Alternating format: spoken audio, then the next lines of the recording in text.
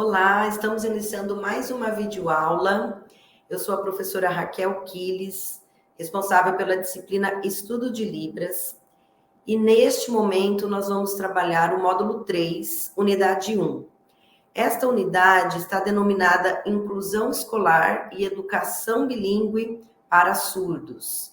Esta é uma discussão deste módulo, que também se propõe a pensar a Libras e as relações pedagógicas neste universo da inclusão escolar e da educação bilíngue. Vamos iniciar, então, apresentando os assuntos importantes desta videoaula.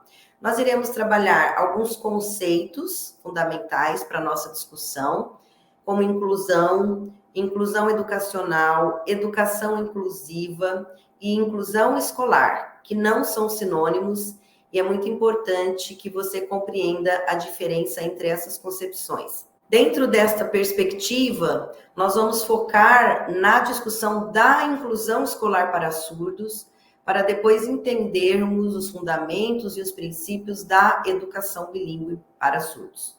E finalizamos discutindo os desafios e perspectivas atuais na educação de surdos. Vamos lá?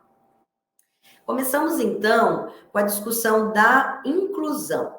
Quando falamos em inclusão, estamos falando de um conceito bastante amplo e genérico, que é utilizado em diferentes áreas do conhecimento, não só na educação, e tem por definição o ato ou efeito de incluir, colocar ou estar dentro, inserir ou fazer parte de um grupo.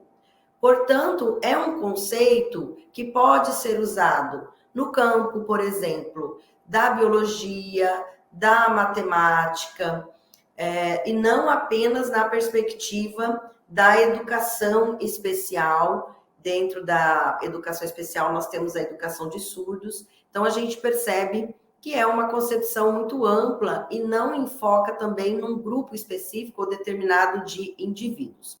Quando nós falamos em inclusão educacional, nós estamos sim falando na perspectiva da educação, mas numa concepção de educação também ampliada e genérica, porque a educação ela também pode acontecer em diferentes contextos, não apenas na escola. Então, estamos falando de família, igreja, comunidade, trabalho e também a escola. Mas percebemos que é um conceito que não se limita ao campo das relações e das práticas que acontecem dentro do cotidiano escolar.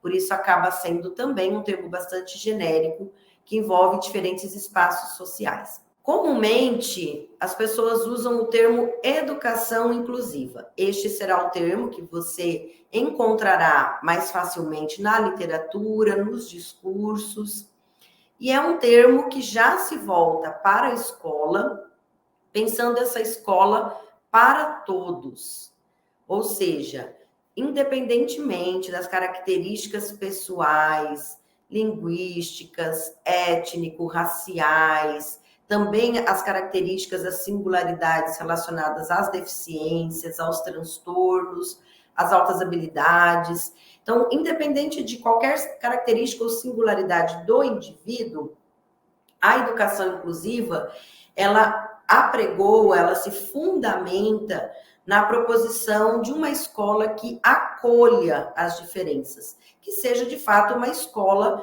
para todos e todas. Portanto, é um paradigma que principalmente a partir da década de 1990 vai se fortalecer no nosso país como uma proposta para direcionamento das políticas, né, inclusive educacionais, e também no campo da educação especial. Tem um documento que é muito mencionado quando nós tratamos de educação inclusiva, que é a Declaração de Salamanca, de 1994, e neste documento nós temos uma discussão sobre os grupos que foram historicamente excluídos da escola. Esses alunos fazem parte, então, de uma categoria que passa a ser denominada de estudantes com necessidades educacionais especiais, que não se refere apenas à educação especial ou aos estudantes que possuem alguma deficiência, transtorno do espectro autista ou altas habilidades de superdotação, mas abrange também estes alunos público-alvo da educação especial.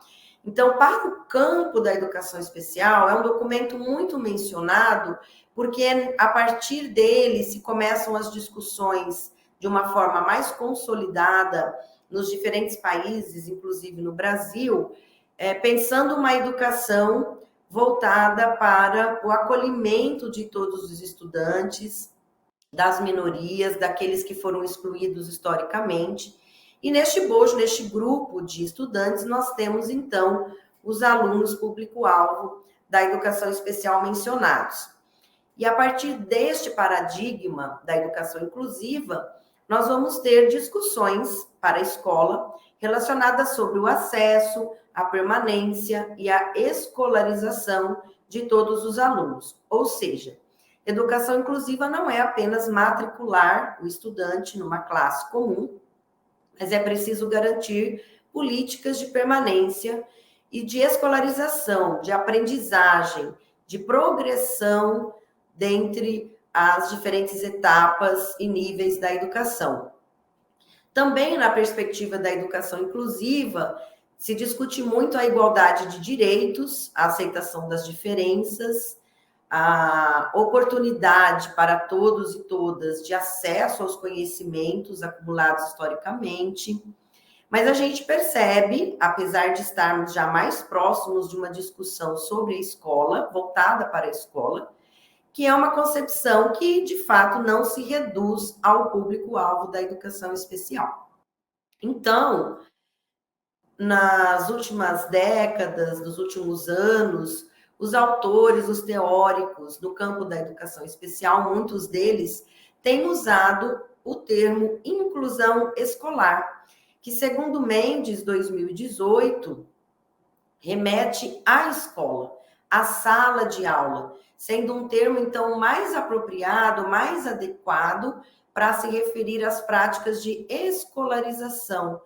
Ele se volta para esta preocupação do que acontece dentro da classe comum.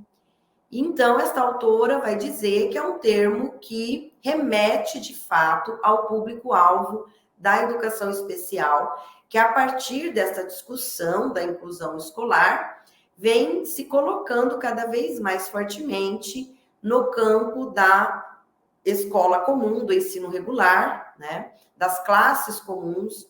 Então, esses alunos vão estar sendo matriculados juntamente com os outros alunos entendidos sem deficiência e vão fazer parte deste coletivo escolar. A grande preocupação da inclusão escolar tem que ser a classe comum. O que os professores regentes vão pensar em termos de estratégias, de práticas pedagógicas, quais são os suportes necessários para os professores, para os estudantes, que serviços são indispensáveis para o processo de escolarização.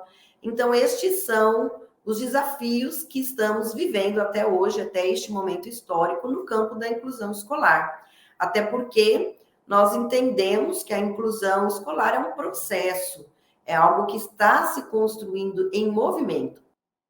Aqui eu trago alguns contrapontos para pensarmos essa discussão da inclusão escolar e já entrarmos no enfoque da educação de surdos. A autora Lacerda, Cristina Lacerda, nos coloca que a inclusão apresenta-se como uma proposta adequada para a comunidade escolar. Por quê? Porque a partir dessa discussão, nós vamos ter uma escola mais acolhedora e também vamos ter práticas, relações, interações que se mostram mais próximas do acolhimento às diferenças. Porém, não necessariamente estas escolas ou as escolas públicas brasileiras vão ser satisfatórias para os alunos que possuem demandas muito específicas. Como a autora nos coloca aqui, alunos que necessitam de uma série de condições que, na maioria dos casos, não têm sido propiciadas pela escola. Então, a questão não é o direito à educação, porque isso está claro desde a nossa Constituição Federal e a partir de diversos documentos que nós vamos ter, principalmente na década de 90, que a educação é para todos. Nós vamos ter, de fato, uma abertura da escola, uma democratização, uma universalização da educação.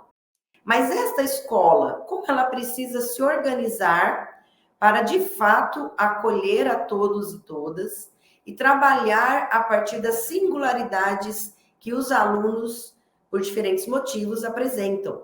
E aqui é que entra, então, a discussão do aluno surdo, porque nós precisamos pensar como os processos de escolarização dos estudantes surdos devem ser construídos. É importante que a gente entenda, né, como já temos mencionado em outros momentos da nossa disciplina, que o aluno surdo é um sujeito visual, se constitui bilíngue. Então, ele tem a língua de sinais, no caso do Brasil, a Libras como primeira língua, a língua portuguesa na modalidade escrita como segunda língua, e ele, portanto, é um aluno que apresenta uma singularidade linguística que é preciso ser colocada centralmente no campo de discussões da escola, da classe comum principalmente, envolvendo todos os profissionais que atuam neste espaço, para que este aluno possa efetivamente alcançar a escolarização. Então, aqui eu trago esta figura para que fique bem demarcado para você que a inclusão escolar, ela envolve acesso, permanência, ou seja, o aluno não pode desistir no processo, e aprendizagem, escolarização, que com certeza é o nosso maior desafio no campo de discussão da inclusão escolar. Segundo Mendes, 2018, nós temos alguns princípios para garantirmos a inclusão escolar a partir deste tripé que eu apresentei para vocês: acesso, permanência e escolarização. Então, esta autora coloca que todas as crianças e jovens público-alvo da educação especial devem ser escolarizados. Em que espaço? Nas classes comuns das escolas regulares. Todas as crianças e jovens público-alvo da educação especial devem receber oportunidades acadêmicas e extracurriculares apropriadas à sua idade cronológica e iguais à de seus pares. O que isto quer dizer?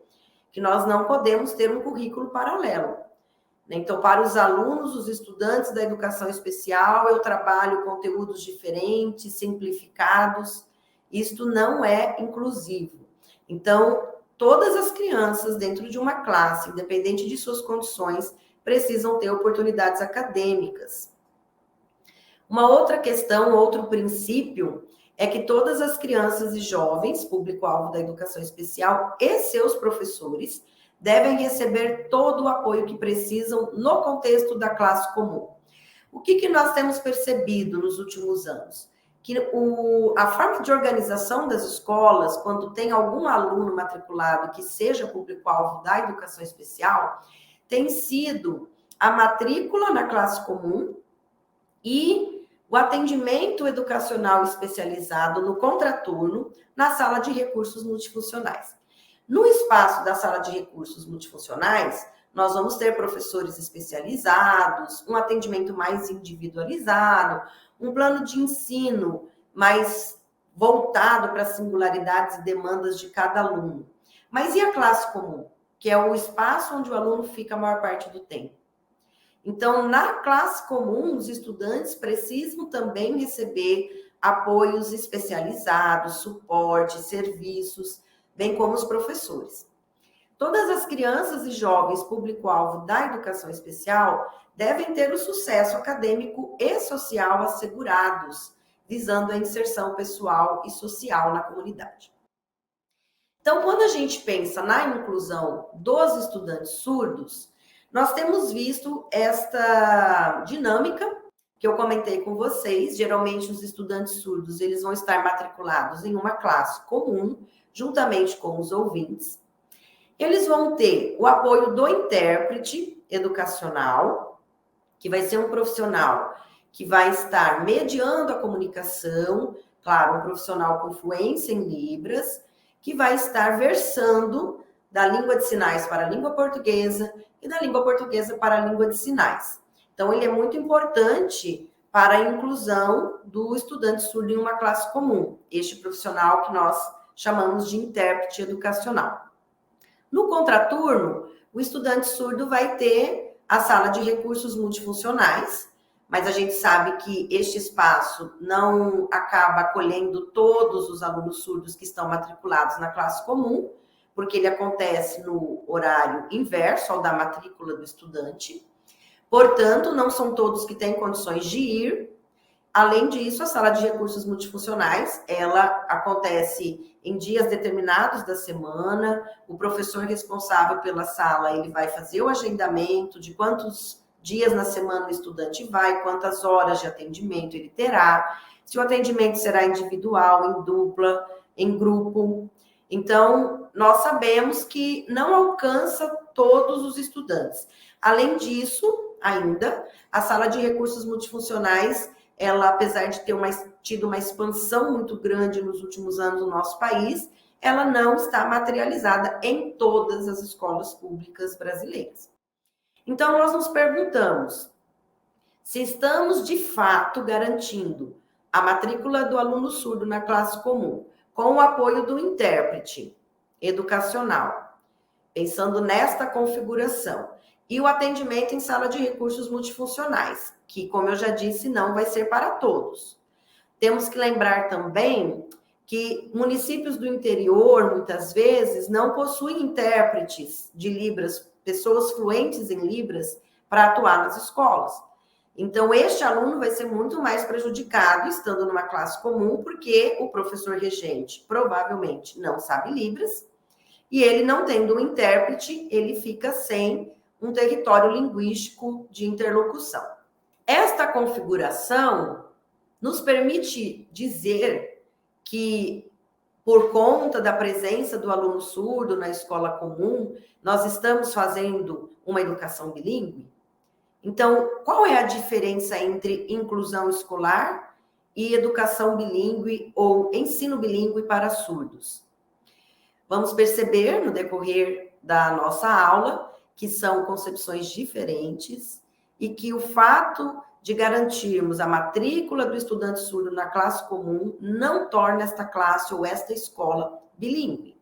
Então, aqui eu trago uma citação da Lacerda que coloca que a presença do intérprete educacional não é suficiente para uma inclusão satisfatória, que dirá o alcance de uma proposta bilíngue, sendo necessária uma série de providências para que o aluno surdo possa ser atendido adequadamente.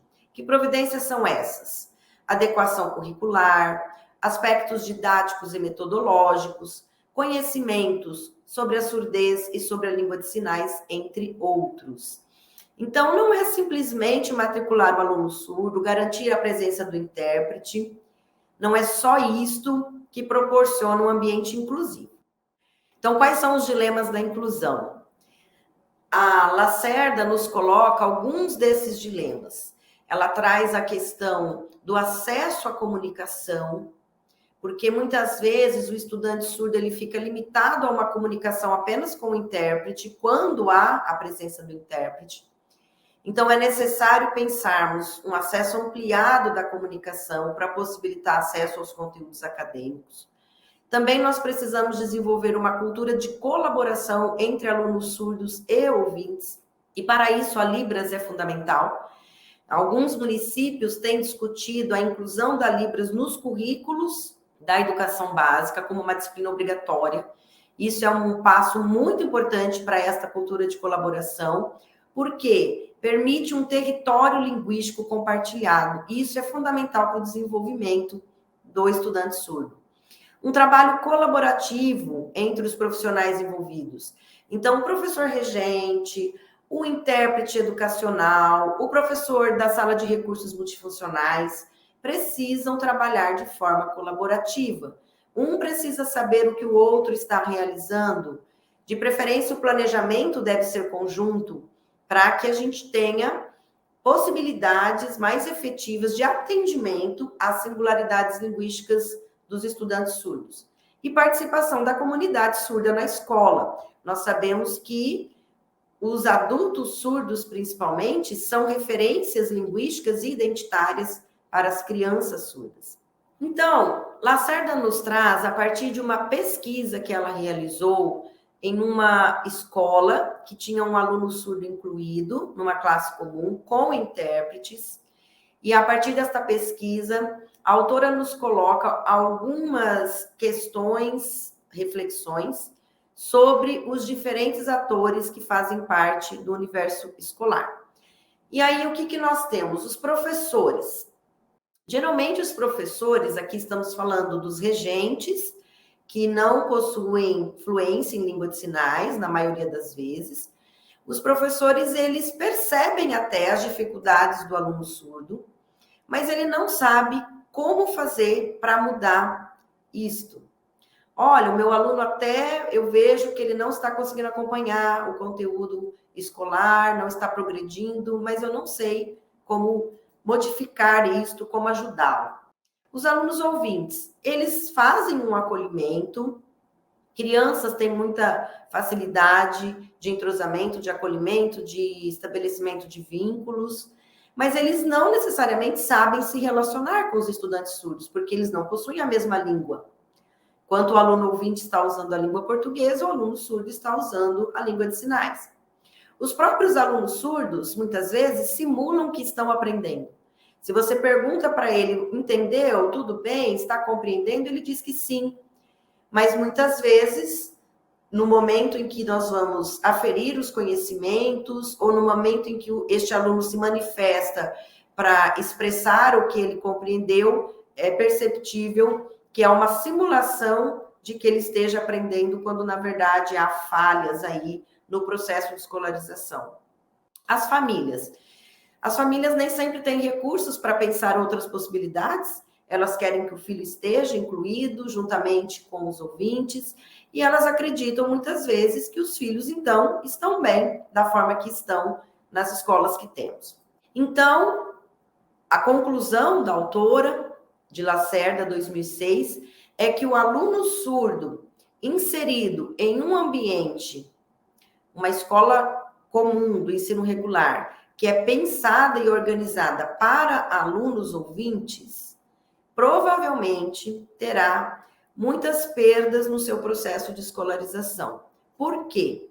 Principalmente porque este aluno não tem um território linguístico compartilhado nesta escola. Só ele sabe Libras e o intérprete educacional. Então, por mais que os alunos ouvintes aprendam um sinal ou outro, se interessem pela língua de sinais, isso não significa ainda o compartilhamento efetivamente da língua. Então, é uma experiência restritiva, principalmente se nós tivermos um aluno surdo apenas matriculado na escola. E aí nós temos as seguintes perguntas: como ocorrerá a manifestação de ideias e posicionamentos? Como ocorrerá o desenvolvimento da linguagem? Como serão construídos os processos identificatórios? Como se consolidarão os valores sociais e afetivos? Percebemos, portanto, que esta acaba sendo uma experiência muito boa, muito positiva para os alunos ouvintes, mas isso não pode ser garantido para todos os alunos surdos. Estamos falando da experiência de inclusão. E aí nos perguntamos, é uma inclusão ou uma exclusão? Aqui já é uma citação literal de Lacerda, em que ela nos diz: a inclusão é muito restritiva para o aluno surdo, oferecendo oportunidades reduzidas de desenvolvimento de uma série de aspectos fundamentais, linguísticos, sociais, afetivos, de identidade, entre outros, que se desenvolvem apoiados nas interações que se dão por meio da linguagem. A não partilha de uma língua comum impede a participação em eventos discursivos que são fundamentais para a constituição plena dos sujeitos. O que fazer, então, a partir desta situação de inclusão escolar com tantas dificuldades? E a gente percebe que a dificuldade não é do aluno surdo, é uma questão linguística, é uma questão de organização da escola, que precisa compreender a diferença linguística deste aluno. E aí nós temos alguns caminhos possíveis, já pensando aí na proposição, na abordagem bilíngue.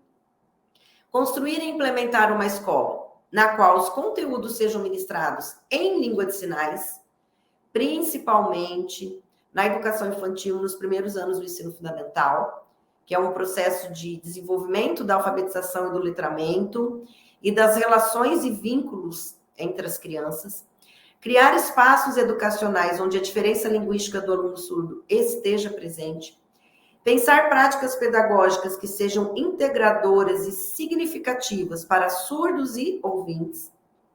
Não quer dizer que os surdos precisam estudar numa escola separada ou numa escola que não tenham alunos ouvintes. A proposta bilíngue, ela se abre também para os alunos ouvintes. A diferença é que a língua que será utilizada para o ensino é a língua de sinais. Então, o aluno ouvinte vai aprender mediado pela língua de sinais e garantir o respeito às singularidades linguísticas dos alunos surdos. Entramos agora numa discussão sobre a escola bilíngue para surdos. Estamos usando aqui os autores Nascimento e Costa, de 2014, e esses autores colocam que oferecer uma educação de qualidade a todos não significa oferecer a mesma educação para todos. Que nós precisamos entender que há diferentes estilos de aprendizagens, há diferentes singularidades presentes na escola. Portanto, os caminhos, para o acesso ao conhecimento também precisam ser distintos. Este é o princípio da equidade. É garantir que as pessoas alcancem o mesmo conhecimento, o mesmo acesso, eles tenham as mesmas oportunidades, mas isso não vai acontecer da mesma forma. Então, nós vamos precisar oferecer diferentes trilhas de aprendizagens para as diferentes singularidades, tentando alcançar as diferentes singularidades dos nossos estudantes.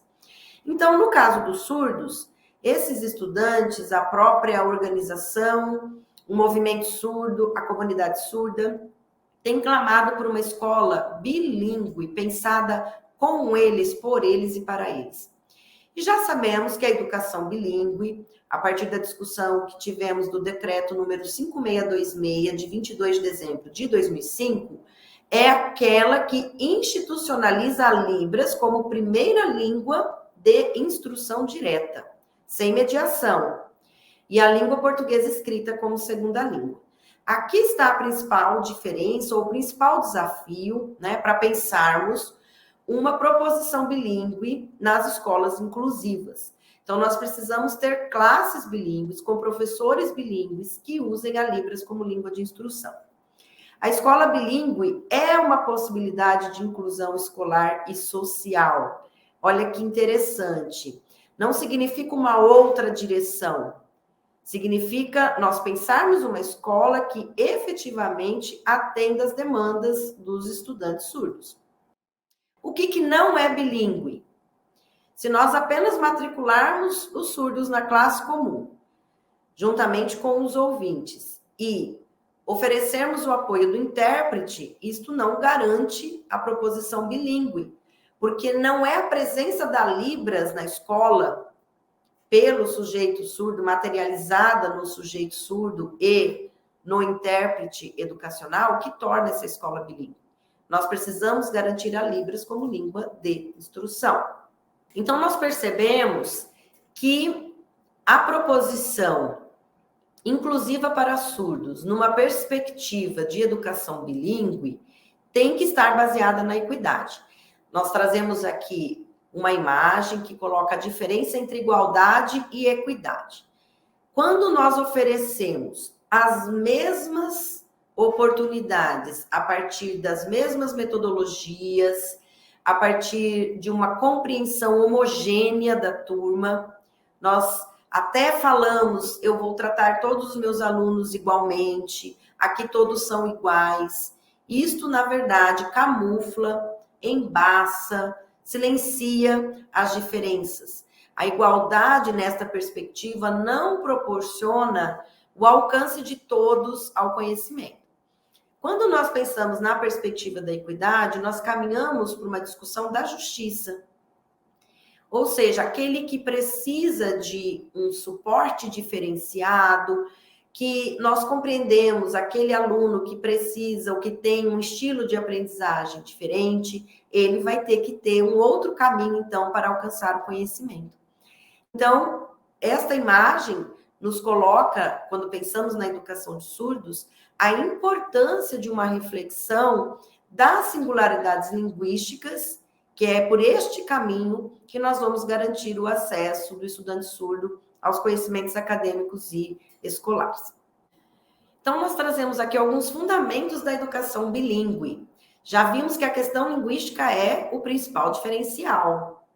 Garantirmos a Libras como primeira língua, o português escrito como segunda língua. Mas temos um aspecto que é muito importante pensarmos quando falamos de educação bilíngue, que é a visualidade. Lembrando que o surdo é um sujeito visual. Então, todas as nossas práticas, todas as nossas ações pedagógicas no campo da educação, da escola, da classe comum, precisam estar centradas na visualidade. E, para isso, nós precisamos pensar no currículo, nas nossas metodologias de ensino e na avaliação. Estes assuntos serão melhores explorados na unidade 2 deste módulo.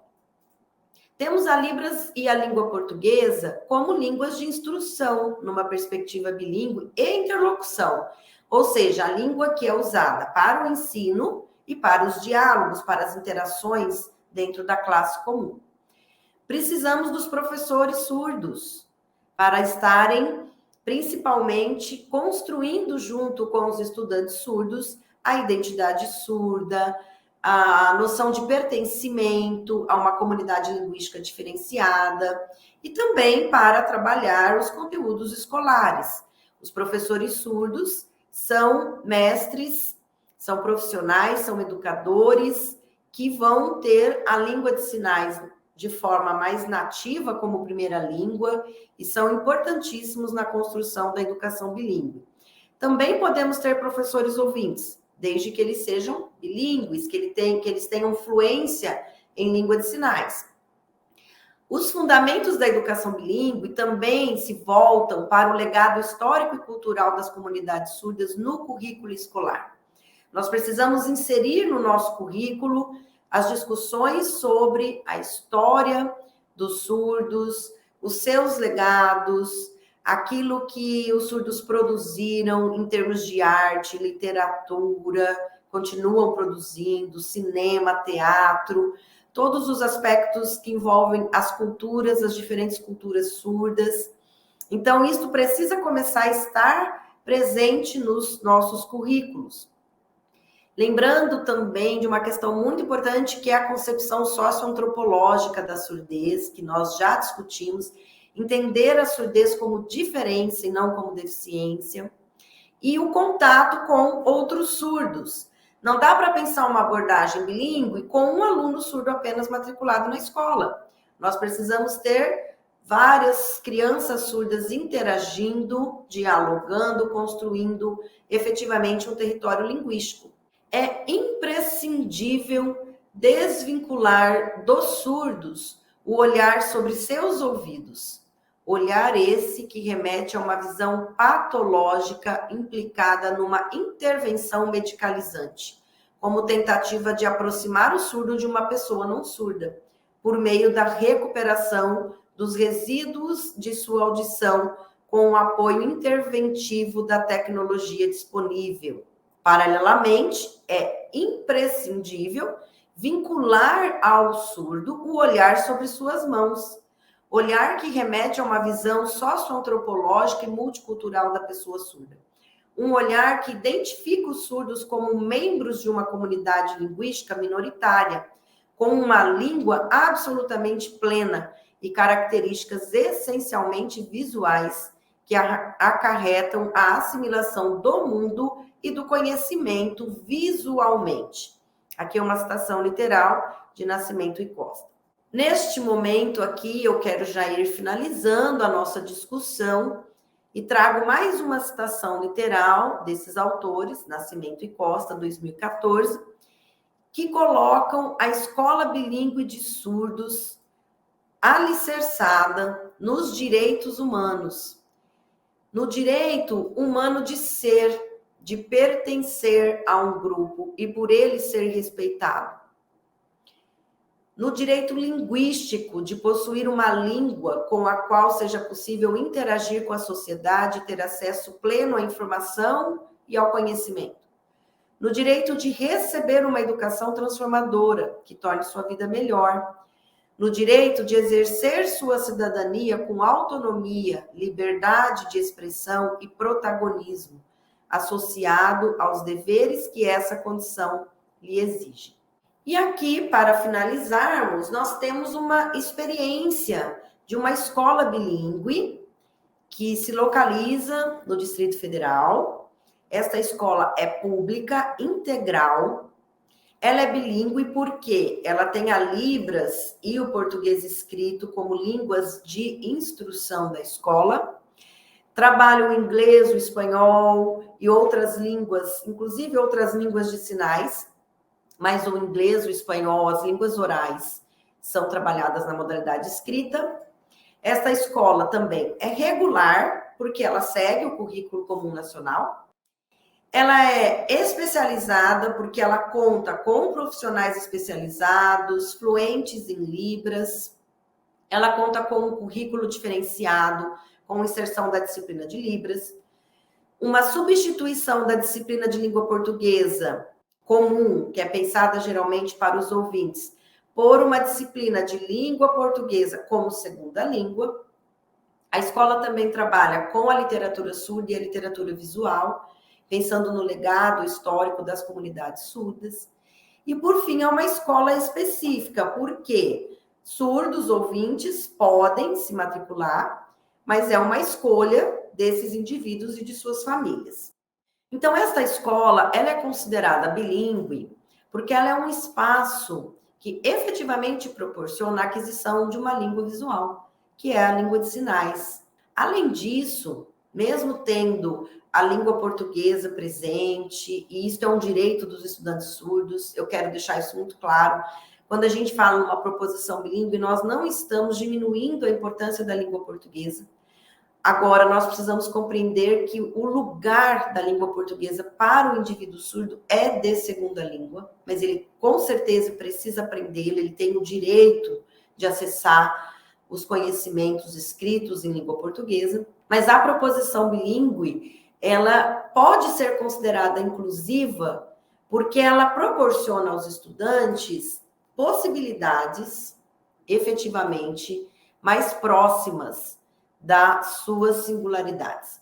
E nesta perspectiva, os surdos têm melhores condições de desenvolvimento, de escolarização, de aprendizagem.